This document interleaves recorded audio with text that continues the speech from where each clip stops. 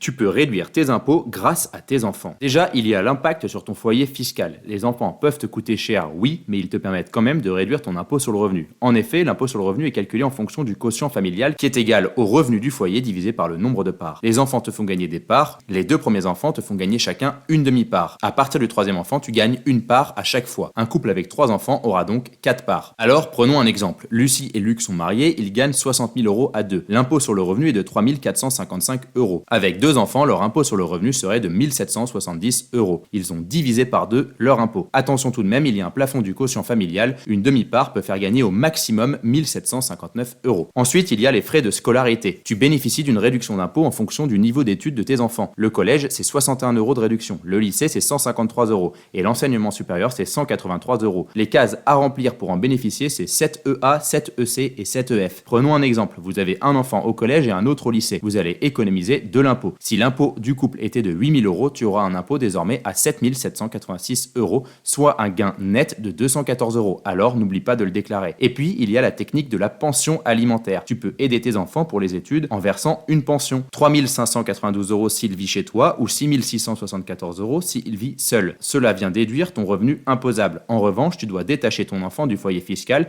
et il faut donc prendre en compte la perte de part. C'est donc avantageux si tu as une forte tranche marginale d'imposition et que tu perds juste une demi-part. Prenons un exemple concret. Lucas et Moni sont mariés, ils gagnent 80 000 euros à deux et ont 2 enfants, Luc et Léa. Léa part faire des études dans une autre ville, ils se demandent s'ils doivent la détacher du foyer. À ce jour, leur impôt sur le revenu est de 4 654 euros. En cas de détachement, ils vont perdre une demi-part, mais ils vont déduire 6 674 euros car ils lui donnent bien plus. Leur impôt sur le revenu sera donc de 4 411 euros. Il y a un léger gain de 243 euros ici. Il sera intéressant de détacher Léa en effet. L'impact est plus remarquable pour des couples avec une tranche marginale d'imposition de 41 ou 45%, si on parle toujours d'une demi-part. Et si tu as une TMI élevée, tu peux également penser au plan d'épargne retraite. Oui, ça peut être pertinent pour réduire ton impôt sur le revenu. Et si tu souhaites en savoir plus, abonne-toi et va écouter notre chaîne L'Art de la gestion patrimoniale sur YouTube, Spotify ou Apple Podcast.